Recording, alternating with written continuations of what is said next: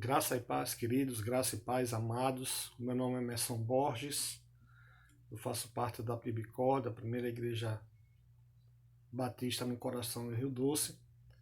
Quero dizer que é um prazer e uma honra ser convidado pelo pastor Edivan para trazer a palavra de Deus neste dia para os irmãos. O tema que nos foi proposto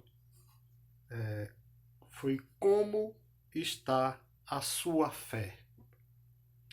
E baseado nesse texto, nós vamos pesquisar. Vamos ver o que é a fé, né?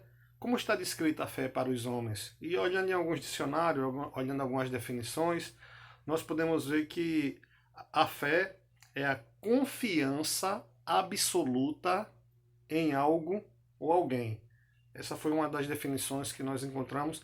Outra definição de fé é compromisso assumido de ser fiel à palavra dada. Foi outra definição de fé que nós encontramos. E, juridicamente, a fé é a credibilidade que deve ser dada ao documento no qual se funda, resultando de sua própria veracidade do documento.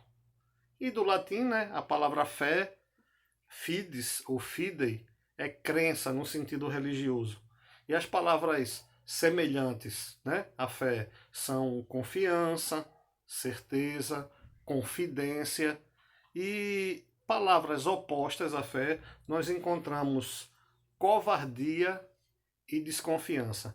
Mas eu queria acrescentar uma palavra que não está aqui, nessas opostas à fé, que é a palavra medo.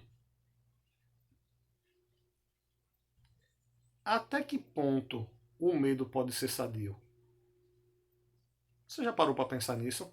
Até que ponto o medo pode ser sadio? Até que ponto é bom sentir medo? E o medo é um sentimento bom, ele é um sentimento sadio. É bom nós termos medo, porque o medo ele nos ensina a ter respeito pelo desconhecido. Aquilo que você não domina, algo que águas mais profundas e você tem medo e por isso você respeita esse medo e por isso você não vai além. Quando você vem num carro sozinho e você tem a oportunidade de aumentar a velocidade, mas você se atém a isso porque você tem medo que entre um animal na frente, você tem medo que um pneu estoure ou alguma coisa aconteça, esse medo ele é sadio, ele é importante para nós mantermos as nossas vidas. E quando esse medo ele deixa de ser sadio, quando ele passa a ser danoso, é quando nós deixamos esse medo nos dominar. E é isso que não pode acontecer. Quando esse medo ele nos domina, ele faz com que a gente perca a confiança, perca a noção e a gente fica dominado por ele, aí ele deixa de ser sadio. E diante da pandemia, das incertezas, vacina, cura, como é que está a sua fé? Você hoje tem mais medo ou tem mais fé? Como se encontra? Qual o seu sentimento nesse dia? O seu sentimento é de fé ou é de dúvida, de incerteza, de medo? E a palavra de Deus no livro de João, capítulo 1, capítulo 5, versículo 4, ele diz: porque todo o que é nascido de Deus vence o mundo. E esta é a vitória que vence o mundo. A vossa fé, a nossa fé é o que vence o mundo. E olhando para a fé no sentido bíblico, olhando para a Bíblia, para entender a fé, a gente tem lá em Hebreus capítulo 11, versículo 1, ora, a fé é o firme fundamento das coisas que se esperam e a prova das coisas que se não veem. Em outra versão, ele diz a fé, o fato essencial da existência é que esta confiança em Deus, esta fé, é o alicerce sólido que sustenta qualquer coisa que faça a vida digna de ser vivida. É pela fé que lidamos com o que não podemos ver. E na prática, a fé é você crer nas coisas que não são como se elas já fossem. Você entendeu o que eu quis dizer? Fé é você crer nas coisas que não são, ela ainda não existe, mas você crê como se ela já fosse. É você botar o primeiro pé antes de ter o degrau. Você colocar o pé e depois Deus colocar o degrau. A fé esse passo de fé é confiar em Deus, é ter certeza que Deus vai fazer aquilo que a gente não pode. E a gente não pode falar de fé, a gente não pode se referir a fé na Bíblia e não se lembrar do pai da fé. Em Romanos, no capítulo 4, no versículo 11,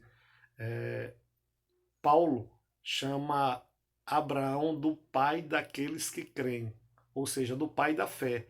Abraão é considerado na Bíblia o pai da fé. E eu queria olhar alguns pontos da história de Abraão que testificam, que solidificam essa visão de Abraão como o pai da fé. E é interessante quando a gente olha lá em Gênesis,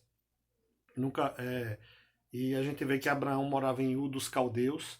E Ur dos Caldeus era uma cidade no sul da Mesopotâmia que era à beira do rio Eufrates.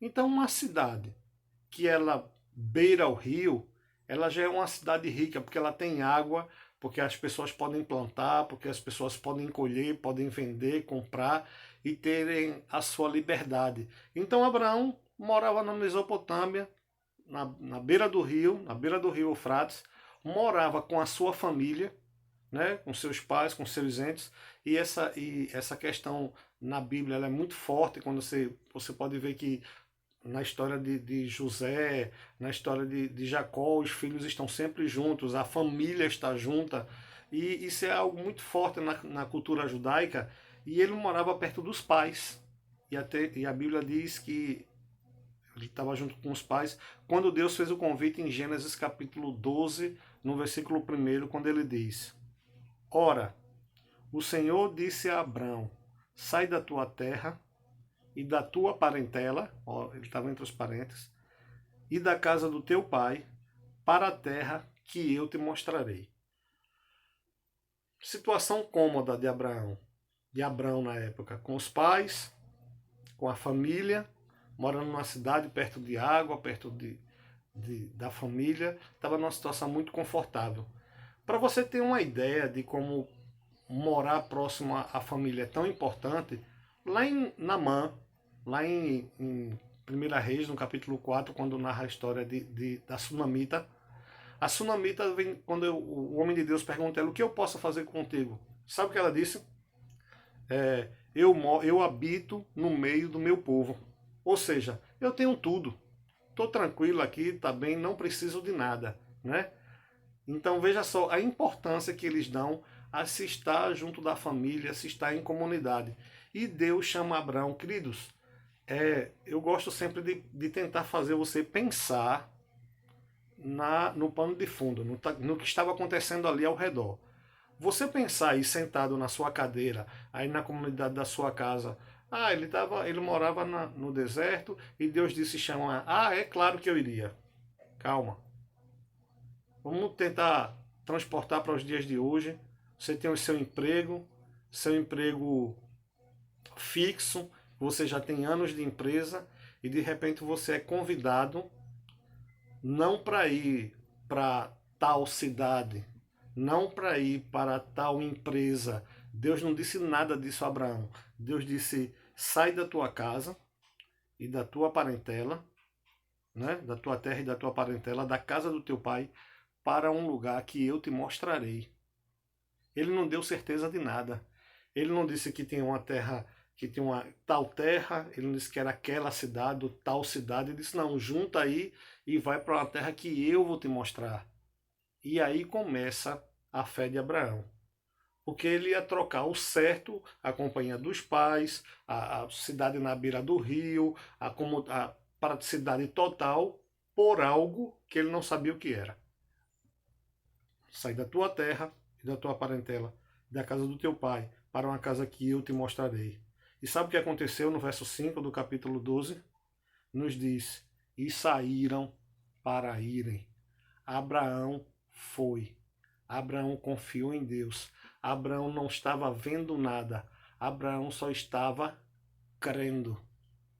O cego também não estava vendo nada, o cego Bartimeu. Ele só estava crendo. Preste atenção que Deus está falando com você. Você não tem que ver, você tem que crer. Creia naquilo que Deus vai fazer. E o texto nos diz que Abraão foi e Abraão também teve medo, queridos. Você não é privilegiado de passar por algumas situações e sentir insegurança. Abraão, quando saiu da sua terra, estava passando por uma terra desconhecida. Em Gênesis 12, 13, ele disse à esposa: olha, diz que tu é minha irmã, porque você é muito bonita e pode ser que as pessoas dessa cidade elas queiram tomar você de mim. Ele teve medo. Assim como você também pode ter medo. É normal nós termos medo. É normal nós nos irarmos. A palavra nos diz: irai-vos, mas não pequeis. Não deixeis o sol se pôr sobre a vossa ira. É normal a gente ter medo. A gente só não pode se deixar dominar pelo medo. A gente tem que saber quem é que vai vencer por nós. E o texto nos diz que ele foi, e mais adiante, lá no verso 15, nós sabemos que Abraão tinha uma esposa que era estéril, Saraí. E Deus, no capítulo 15, no versículo 4, ele faz uma promessa a Abraão. Ele diz a Abraão que Abraão vai ter um filho. Queridos, e Abraão simplesmente creu. É complicado quando parece que Deus gosta de brincar com essa coisa de não poder gerar, de não poder ser mãe, para ele mostrar que ele é Deus na vida da gente. E olha que não existia inseminação artificial, olha que não existia naquela época a oração e o poder de Deus. E Deus promete a Abraão que ele vai ser pai. O camarada já saiu da terra dos pais, a mulher estéril, e era complicado na cultura judaica quando você não pode ser pai, quando você não pode ser mãe. O Código de Hammurabi, na época, ele permitia que o marido tivesse outra mulher. Veja que situação constrangedora para a esposa. E ela tinha que acatar, porque ela não pôde gerar e o marido podia ter outra mulher que ela gerasse um filho para ele poder perpetuar a sua descendência. E nessa condição, Deus faz a Abraão uma promessa: você vai ser pai, o que vem vai sair de ti. E Abraão simplesmente creu, e Deus mudou o nome de Abraão. Deixou de ser Abrão para ser Abraão, porque Abraão significa pai de multidões. Queridos, e Abraão recebeu esse nome novo, tendo a fé de que Deus, não ele, ia fazer. E por isso, muitas vezes, nós nos entristecemos e, assim como Sara, nós queremos ajudar Deus. E Sara quis ajudar Deus. Aí o que é que Sara faz? Sara pega a concubina e dá para Abraão engravidar, já que ele podia, porque o Código de Hammurabi permitia. E ela não teve filho, ela vai e entrega a Ismael. E essa ajuda de Sara, ela saiu muito cara. E essa ajuda de Sara, a gente vê até hoje as consequências dessa ajuda. Você vê aí israelenses e palestinos brigando até hoje. Frutos de Ismael, filho de Abraão com Agar, e os israelenses, que são os filhos de Isaac. Até hoje eles brigam, consequência de uma ajuda que quiseram dar a Deus. Não queira ajudar a Deus. Creia em Deus. Tenha fé de que é Deus que vai fazer. Não é você que vai fazer. Porque nós não podemos, nós não fazemos. Mas Deus pode, Deus faz, Ele é. E se Ele prometeu, eu ouvi alguém dizer um dia que se Deus prometeu é porque Ele foi lá, Ele viu o cumprimento da promessa, Ele voltou para dizer que vai acontecer. Então Deus pode fazer promessas porque Ele cumpre. Ele é fiel para fazer, Ele é fiel para cumprir. E o texto nos diz que Ele prometeu a Abraão um filho, está aí no capítulo 15, no versículo 4, e depois, né, ele mudou o nome de Deus, e mudou o nome de Abraão, e deixou de ser Abraão para passar Abraão como pai de multidões. Abraão e Sara eram velhos, diz o capítulo 18 e o versículo 11. Queridos, Os mais antigos vão lembrar de um corinho que a gente cantava que dizia: não olhe as circunstâncias, não, não, não. Olhe o seu amor, seu grande amor. Não me guio por vistas, alegre estou.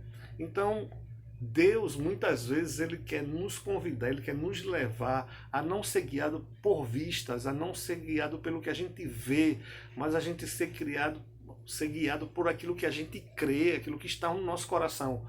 Veja só, aos olhos humanos era impossível. Diz o texto aqui que Abraão e Sara eram velhos e já havia cessado o costume das mulheres. Ou seja, todo mês Deus prepara o ventre da mulher para que ela engravide, né? Aquele processo normal, biológico, onde o corpo é preparado, a mulher é preparada para ser mãe. E já havia cessado isso aí em Sara. Não havia mais, humanamente dizendo, condições de Sara ser mãe. Então, cientificamente, não tinha mais condições, né? Ela já era avançada em idade. E o texto nos diz, no mesmo texto, no mesmo capítulo de 18, ainda em Gênesis, ele diz: haveria coisa alguma difícil ao Senhor? E eu gostaria que você respondesse essa pergunta aí agora, para você. Haveria alguma coisa difícil ao Senhor? Muitas vezes nós nos entristecemos porque nós agimos como se nós fôssemos fazer, como se dependesse de nós fazer isso ou aquilo. Queridos, não é você que vai fazer. Quem vai fazer é Deus. Olha o salmista quando ele diz no Salmo 121, elevo os meus olhos para os montes. Por que ele olhava para os montes? Porque dos montes vinha o perigo, dos montes vinham os salteadores, dos montes vinham os adoradores de Baal. Aí ele diz, elevo meus olhos para os montes, de onde me virá o socorro? O meu socorro vem do Senhor, que fez os céus e a terra. O meu socorro não está no monte, o meu socorro está além do monte. O meu socorro está em Deus que tudo pode. E nós queremos agir muitas vezes como se dependesse de mim resolver ou como se dependesse de mim fazer. Queridos, não é você que vai fazer. Quem vai fazer é Deus.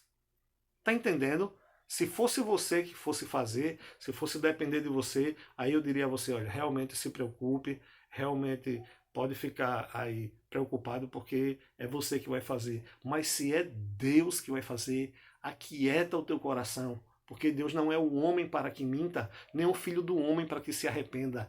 Ele é Deus. Ele pode, ele faz, porque ele é. Ele é Deus. Então, se ele prometeu, aquieta o teu coração, te acalma. Não é a pandemia, não é a dificuldade, não é a perda de emprego. Tudo isso não tem Covid no céu. Eu gostaria de te lembrar disso. Não há pandemia no céu. Não há desespero no céu. Deus está no controle.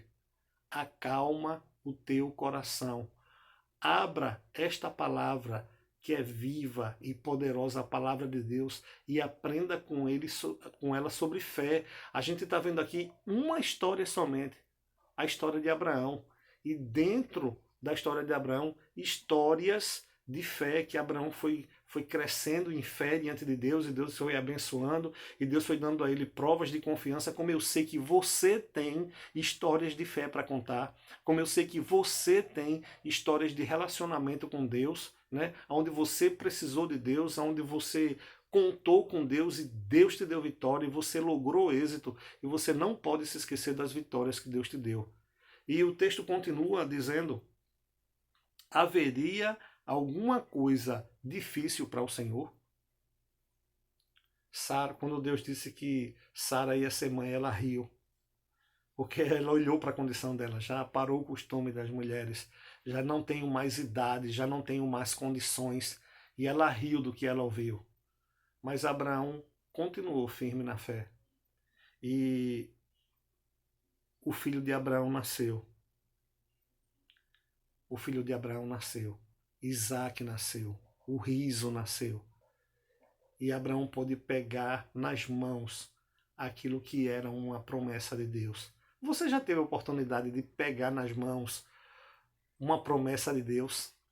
Eu lembro quando nasceu nossa quarta filha e já ficava inviável a gente andar num carro pequeno e Deus nos fez uma promessa de que ia trocar o nosso carro.